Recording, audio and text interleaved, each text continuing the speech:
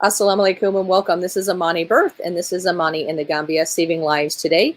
I'm the founder of AMANI Birth, Aisha El-Hajar, and happy to be speaking to you today with Salama Karama. She's one of the AMANI Birth affiliates who has a heart for reaching lives in the Gambia that started this series. Thank you so much. Welcome, Salama. Alhamdulillah, assalamu alaikum. So today's topic, I want to talk about why should Gambians join Amani Birth, and how do they go about doing so?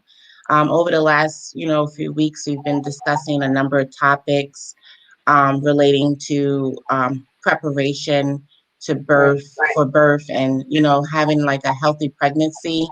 But there's so much more to Amani Birth education. There's Absolutely. Yeah, it's a curriculum. So, can you just walk us through what is like Amani Birth doula and childbirth educator certification? What is it? Okay, well, we can start with that. Sure. So Amani Birth works to train and certify childbirth educators, and I'm getting feedback on your side.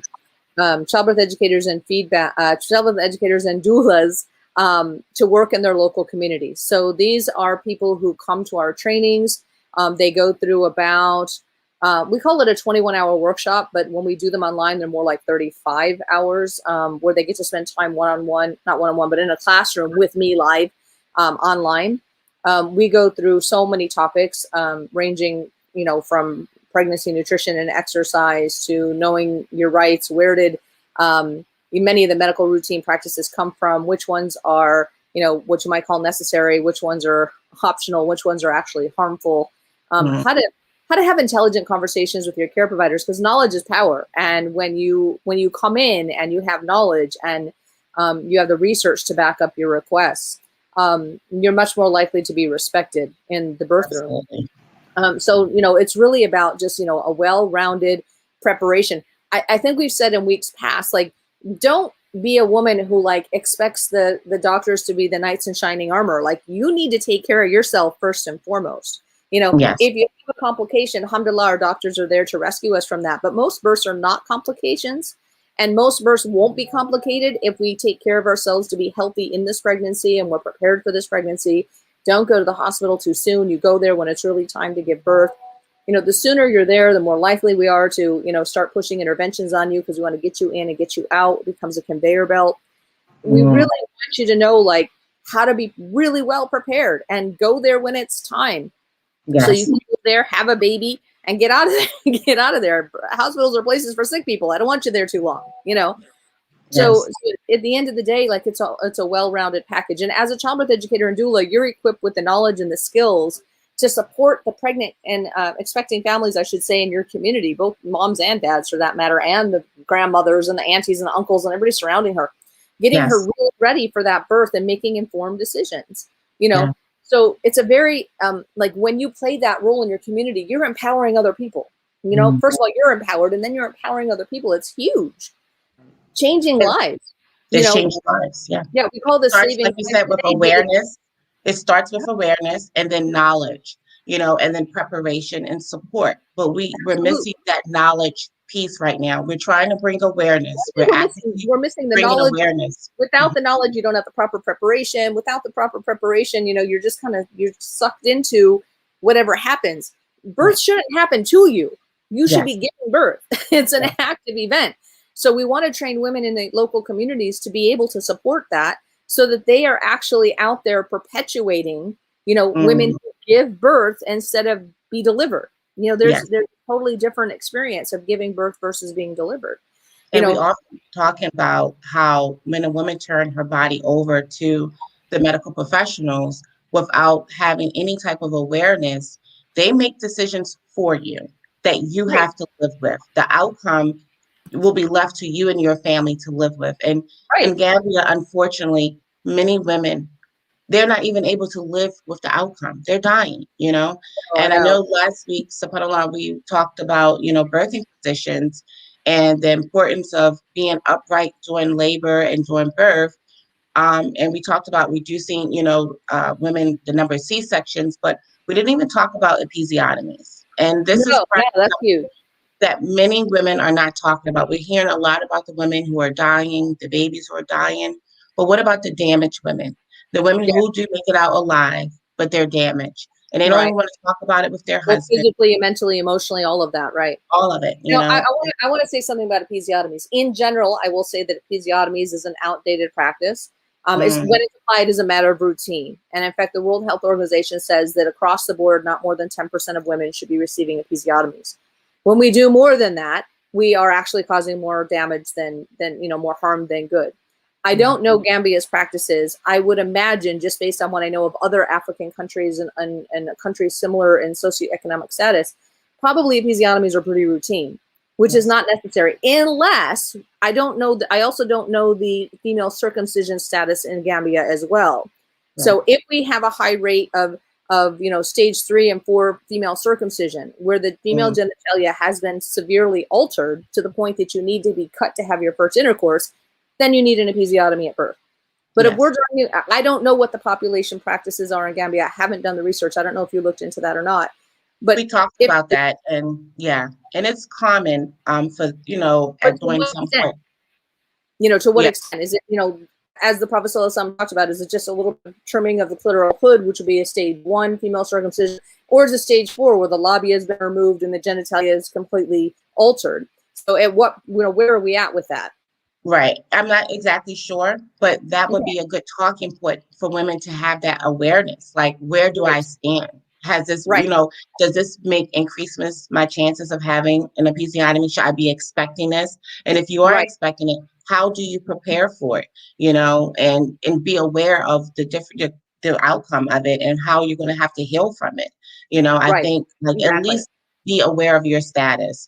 And if you're a woman who has intact, genitalia, it's not been altered at all, or only the minor, like what the Prophet ﷺ talked about, the minor, like stage 1 circumcision, you probably don't need an episiotomy at all, unless there's an emergency with the baby on the perineum. The baby's right there, not coming, and his heart tones are bad. Then that might be a reason to cut an episiotomy. But the reality is that most women don't need an episiotomy, like I said, unless they've had that stage 3 or 4. Circumcision, which we do need to look more into to see what is the status in Gambia, because other African countries do have high rates of 3rd and 4th degree circumcision. So we'd want to know what is the status of most women in the Gambia, so that we're talking effectively. We don't want to tell people to refuse something that actually is necessary in their case. But this is where knowledge comes in. Knowledge is power. You need to know: are you a woman who this is probably something that I need because of this situation with my body, or am I one of the women that are among, the, more natural status of that area of my body, and this is really an outdated practice to be done to me. So this is huge. We have to look at each individual woman's case. Exactly. And that's knowledge. Exactly. And having people who are informed, who have gone through the educational process. When we talk about doulas and childbirth educators, they play a major role, like you said, in a community. Because they are going to be the buffer between the patients and the doctors, in the sense that they're bridging a gap between them. When you help a woman to be able to have an educated conversation with her doctor and walk away not feeling like, okay, I don't really quite understand, and you're able to explain to them, this is what's going on with you, and you're able to put it in a context that they can comprehend and follow. And actually listen to their doctors, and take what they're saying and being able to weigh their options. It's going to be a journey, but it has to get started. It has to get started sooner than later, because we can't afford to keep losing so many women. It's heartbreaking. It is, and the statistics show that we have better outcomes, better clinical outcomes when the mother's educated about the birth process and when there is a doula present. So. So at the end of the day, we're running off of real life statistics here that the type of work that we do changes lives and makes a difference. Yes. And you saw that with the mother that you helped. And here, Brother Sekaba, we're talking about his wife. Brother Sekaba just came on. So let me add him to this. We need to catch him up a little bit. I know we talked about a lot. Yeah. How are you, Brother Sekaba? Assalamu alaikum. Yes, very good. Walaikum salam. So sorry, I was with my, let her catch you up. You can do some translating for us, inshallah. Yeah, we've been chatting for a little bit, but alhamdulillah. How are you, Sekaba? Yes, very good, alhamdulillah. Yeah, so today's topic is actually about why Gambians should become part of the AMANI Birth program, why they should take the AMANI Birth program to become doulas and childbirth educators. Mm-hmm. And also to kind of like bring to the forefront that this education is going to be part of saving lives, because saving Mm-hmm. lives starts with awareness and knowledge and Mm-hmm. having the proper preparation and support. But right now we're working on bringing awareness, but now we need to move to the next step. We need to obtain the knowledge that can be taken into the communities and, shared with the expectant families. Everyone in the family need to be educated on how to help this mom prepare for a safe and healthy labor and delivery. And having a safe and healthy labor and delivery starts with having a healthy pregnancy. Okay, assalamu alaikum madam kal be konto kale kato ndukundal bi yo kadi amina bi yolen ko kaje ko musol latimo mili alan ko molu be kala be karan kala nyamen kaje ko musolu ye kala muta kela tingola watola ila kono maya watola anin kata ila tingola fukata ila wuluwala ako ko nyina kuma fa mi walen ko kaje ko molu e soto mili alan ko lu be nyi londo nyi ba karanna isaje ko isa londo yin samba na molu kan wala na jamano yin kono kaje ko muso mili alan ko lebna kono maya kono ise de ma ila kono maya kono katele wulo kono anen badingol oto ko nyin ko molti kawlong londo nyi. And, over the weeks, we've been talking about many topics surrounding pregnancy, Yes, surrounding pregnancy and birth. And even last week, we were talking about birthing position. And we failed to mention, how women are being affected with episiotomies. And I'm not quite sure how to explain this. But episiotomies are when a woman is cut in their perineum, but it's in a part between. Aisha, can you help me out with this? Because I want to actually explain it. So an episiotomy is where we use a pair of scissors to cut open the woman's vagina and make it larger. So we actually put an incision in the vaginal area, opening it up to let the baby out. This is pretty much, as we were talking about Selma before he came online, this is an outdated practice, except we need to look at the level of circumcision that might be happening in males in the Gambia. Right. Okay, just repeat that. Let me understand. Just say that one more time. So right. So we're talking about the topic of episiotomies. It's a medical procedure where we use a pair of scissors to cut the woman's vagina open and make it bigger. Okay. Okay. Yeah. I think in most cases with normal genitalia, this is an outdated practice that we should not be doing in most cases. Okay. Having said that, I am not aware of the female circumcision practices in Gambia. If females in Gambia are being circumcised, and if they're being circumcised, to what extent? Because there's 4 degrees of circumcision. The first degree is kind of what the Prophet ﷺ mentioned, and that was just a minimal trimming of the clitoral hood. That does not require an episiotomy to give birth. But if we go to level 3 and 4 of the circumcision, this is where the genitalia is so altered that a woman may need to be cut on her wedding night to have intercourse, right? We're having that kind of circumcision in the Gambia, which is very severe. Then that would be women who would need to have an episiotomy to give birth. So we have to determine, what are the practices in the Gambia? And for any individual woman, is she someone who's been so altered she needed to be, cut for her first intimacy? Then she's going to probably need to be cut for her birth. But if she's a woman whose genitalia is completely intact or only minor, minor circumcision where it didn't affect her first intercourse, it's probably also not going to affect her birth. Does that make sense? Yeah, kami volen ko musol minalan ko e be sulala la faro la ko wala faro du o ka kele ko ko men ni muso deteta ala nyaaro nyi wulula nyaade teta aka mil fo wolen ko kul mil ko sab wolen ko nyaagato ta sifa dol ako mil bije mi lan ko kiyasa la son min fo mi lan ko o ka muso la ala nyaato nyaabuga fali amuna ko abuga dete kaje ko ay sula ka ko muso nyi bala fala bari muso dete ta wato dol aka sula ko ka lafa ka nyaato nyi ka silo diala wala ka ayele kaje ko digo nyi abina nyami to ko obe ka lonno nyami wala ko sifala ko mi muso balo be nyami o kala wala nyam to londo nyi olo ka o tandila kaje ko muso be sula la wala la fada sula la. Okay. And so it's important for women to know their status. They need to know their status. And one of the ways to bring this awareness to women in the Gambia is having people who are educated who can help them have these type of conversations with their doctors so they can know what to expect going in. You know, this is why attending antenatal care is important, but having someone who has been trained on the clinical measures in pregnancy as well as the physiological measures in pregnancy, they can help a woman to understand what's happening to them and being able to have educated conversations with their healthcare providers.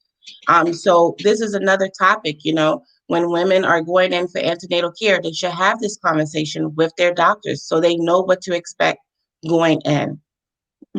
Ko yemu kulete mena ga kumada ko muso yite fonsa lo ile kulbe nyami wala isalo ko ite balo be nyami ite bolonna ako kono kuma de baje ko inila jaral lalu midalan ko wala be ko in kunna wala kaje ko ila kunu mayala kuolo korosil kuolo kuolo sikacha kono londo la ani kaje ko ibalo la Kenya be nyama ani londo la ka long abinyame bari nyin ko kuma tale ka kacha isaje ko ibalo na ko ibe yidala ko mi aran ko wala nyanda kela ka ko kuma ba. All right. So it's really important, you know, that people have the knowledge to know when to accept and when to refuse routine medical procedures. Sometimes it makes sense to accept them. Sometimes it makes more sense to say, no, that's an outdated practice. I don't want that practice. So you need to know your own status. So that, and you know, you need to know your own status and what does the evidence and research say about, you know, routine medical practices and your individual case to know what applies to you and what might not. Ako kamala ba sababe kuma kaje ko nyin wati felero minanka kake jada kende felero wala ngo tumanda sege ko be felero nyame wala ngo nan musole me tumando foi nyatul fele ko je ako kuma ta sa ni ala ita fuma lo ko be nyame sala woldo foi be sonna wala bala be bala bari foi ko lon folo sina lo da keno akol. And AMANI Birth education is rooted in Islam, but is supported by scientific evidence. The information that you're learning in this curriculum has been studied, you know, and it's been proven. So this curriculum is, you know, there are many curriculums out there, but the difference with AMANI Birth education, that is founded upon Islamic principles. This is really important because anyone who volunteers and go ahead and sign up to become an AMANI Birth educator and doula, every time you assist someone, it is a sadaqah jariyah, because this is knowledge that you're passing along. It's not going to just stop with the mom. It's not going to just stop there with her. It's going to be passed on to her daughters, to her sons. It's going to be passed on to her sisters and her cousins, and everyone is going to begin to hear about this. And I want Gambia, subhanAllah, like my vision is subhanAllah that Gambians, you know, this information is reaching West Africa, you know, and it will spread. But it starts with people today saying, you know what, I'm going to sign up. I'm going to take this course. I'm going to go ahead and take the jump for it. I know it's kind of like unheard of, you know, childbirth education, becoming a doula. You know, we have this, you know, and like Madinka, you were telling me there's a certain name that talks about like a midwife. A doula and childbirth educators, they're not midwives. So a midwife is someone who delivers babies, you know. A doula and childbirth educator, we don't deliver children, you know, and this is a huge difference. But we are able to support and educate and to provide families with a level of empowerment to help them to confidently give birth to their children. And this is really important because studies have proven that when doulas are present with a woman when she is giving birth, it reduces her chances of having a C-section by 40%. So it's so much more that can help. We know that a lot of women in the Gambia are receiving, interventions that are not necessary. They're being put in positions that is harming them and their child. And we have to start today. We have to make a change starting today. Yo, akamin folen ako amani bat wolen ko ila kulu bulori min kan wole sulobe dunde min to wole mu misilima dinoti ako anin wo kulu fana be lori min ne sabat la wolle to yata e lon ko la kola wolen ko science wo ko ni sabatin le aje ko kulle mil yalan ko to nyaari ngol lemu ko lori nem ako to sa nyin ko kaje ko e karan wo ka londo nyin ka soto am kulete miyalan ko abikile sala tente wonti tente ni wonti ga sadaka jariya koto woto sayin ni be dunne koto e be dunnaje kaje ko e be molde mala miyalan ko wolle be sura ni londo yinna and atada na wolda mala be tenten la kata kula miyalan ko duma asilo inte fengala habe baje ko molube londo soto la miyalan ko e wallahi be ibe molu de mala nyala miyalan ko ila wulo nyabe koyla andu ila wulo yimbe kala nyala mielan ko inyanta de waro mi sodla yo sodo kara kami ko len ko ni timuta de mala wala bari ako kami fo nka fo timuto bari nyi manke timuto bari kam sol de mayla tingol leto wulela wulutumo e to lu manke multi milan ko e to laka dinno nyin na wulu to laka marala wala manke timuto la de bari ka so yinde ma kaje ko muso na wonyin ase sonia bulu oto ako ala fraudland ko mi woy koy to akami folen ko e kaje ko si muso nyinna kaje ko muso e la busi wala ka fara ka dingo nyim bonde ako talale si la tannan kono ke moto oto kule miyalan ko akumata kaje ko molu miliyalan ko surtout Gambia ko londo nyin absular mbage kaje ko akonyin ka kafu kaje ka karam oto ako kurlando kulla bamban. Yes, go on. Yes, okay. So inshallah, we AMANI Birth have classes forming now that will be starting in the early first week of March. The classes are all taught online. If you have access to the internet, you will need to be able to be on the internet for at least 5 hours at a time, 1 day a week for 7 weeks. Once you're done your certification, there is a curriculum in terms of other extra exercises that have to be completed, readings that have to be completed, and these readings will just broaden your understanding and your knowledge on birth and birth practices, and a birth culture that is relevant to wherever you are in the world. Every country, region, they have their different experiences, but at the end of the day, it's the same information applies. It's the same information that applies to birth. SubhanAllah, birth it comes with risk, but Allah has made birth safe for women. We just have to understand how our bodies work. And this knowledge is so important because it will teach you. It will teach you to know when you are at risk and when you need to accept medical intervention and when you don't need to accept it, and being able to make educated decisions. And typically when women are making the decisions about what happened to them, their experience is so much better, it's so much more empowering, because they feel like they were part of the process. They don't feel like they didn't have a voice. When they're going home and they're reworking what happened to them, they're like, yes, I made this decision to do this and I can live with that. But when someone else is making a decision for them, they're left to live with consequences. When your doctor make a decision, giving birth should be an active event. You should be the main star and decision maker in that process. We should be giving birth.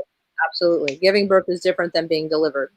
And Aisha said something earlier. I'm going to let you translate that. I'm sorry. That's fine. Yeah, I can move all in ko ako ibakaranto that la mialan ko ibakele bololo silo wala mo internet. So ako abekela ko lokun ko no sinya kelen folo ku worowula o kono ako ibe asoto wala ko ibe tarno wala bololo to wala internet to fo tumari lulu wala monto wati lulu kaje ko ye ko nyin ise karandala andi se serial da kaje ko e londo sur la sila londo fanu da ni la kalam taro nyin ko yin ako karu min kuma to wala ko musol fango i fango la wulu ko to kaje ko i tul fango la kango ka taji ka lon ko be minkela ana ron ko dolbe de malje barbutu ita fana la miro ni la kalam taro ani lo ka se taji bari ko ke sementu ya le fana salon ko ila ko belor labda wala ko ni sulata kaje ko dol nyanta tala siro lay saje ko iso kalamuta walla nata non ko ma so lay so fana kalamuta ba ni kaje ko molde garto ko be kele ko lati mialan ko o ko mo nyin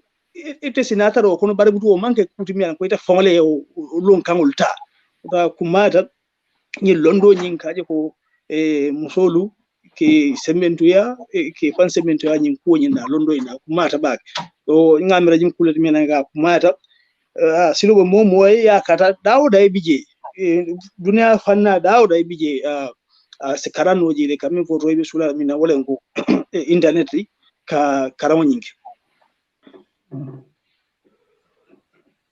Thank you. So I know we're coming to our 30-minute marker, and I just want to, wrap we've up. been away for a long time.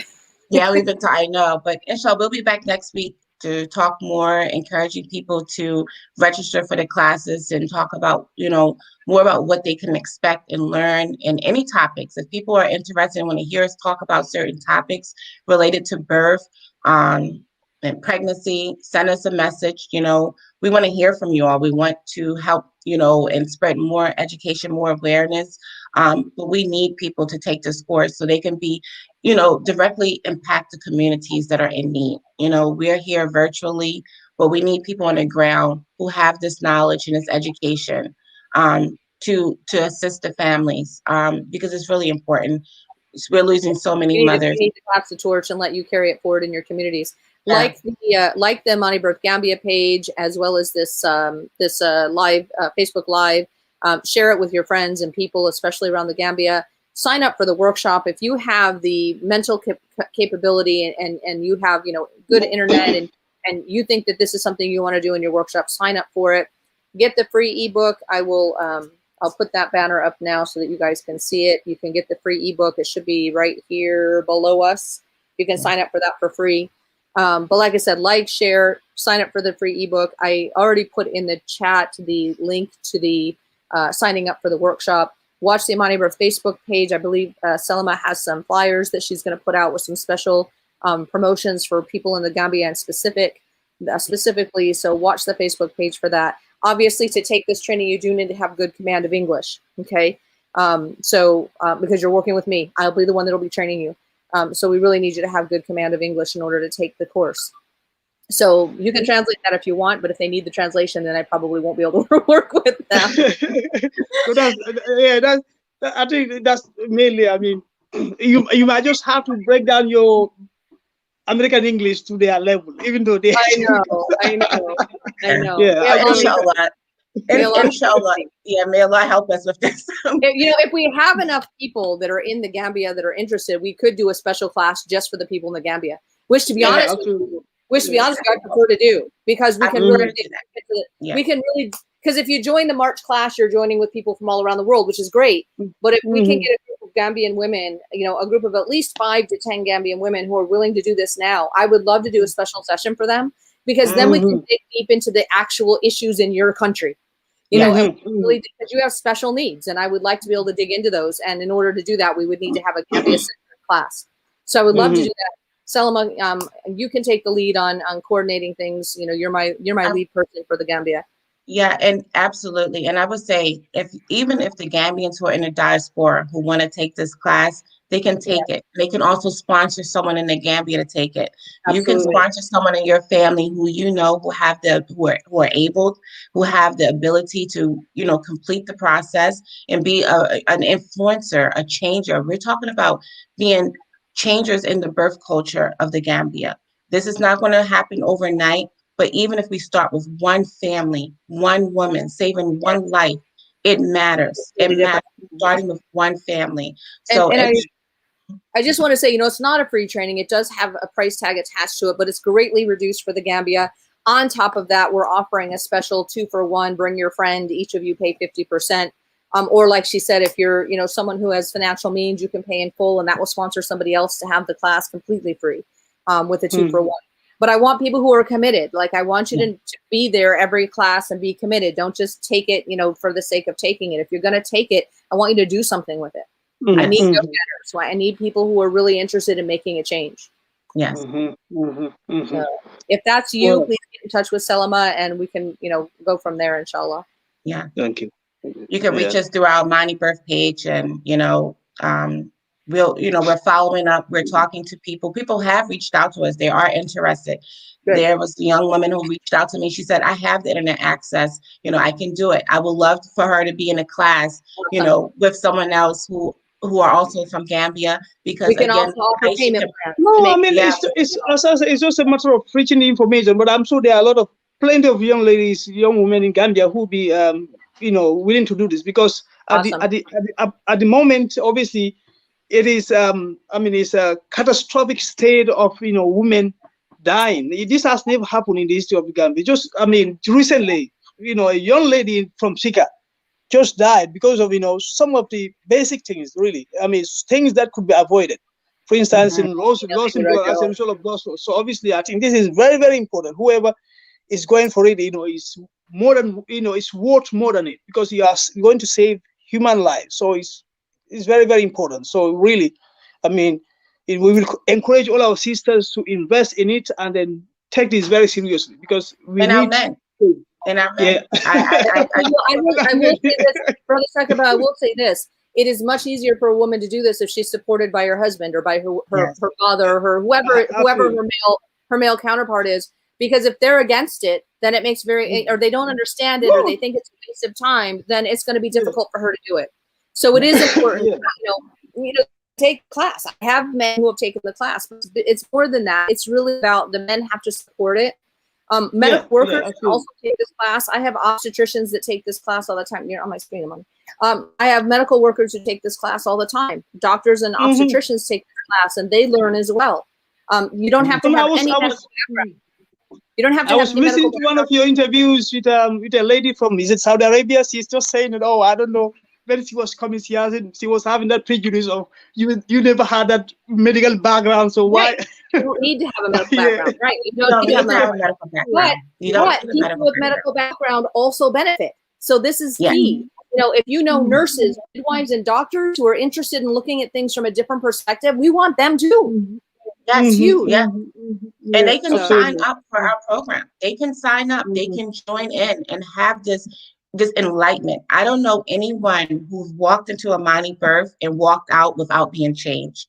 You know, you the moment you sit down. I can speak for, you know, for AMANI Birth, because my wife has experienced it. So obviously, you know, I am intensely, you know, grateful for the knowledge, because obviously I think she could be one of those who might, you know, sadly die as a result of negligence, because obviously she was neglected, due to, I mean, she told me exactly. So, you know, you could die within a span of 2-3 hours if you are not helped and you are bleeding, you know, obviously to a state that, you know.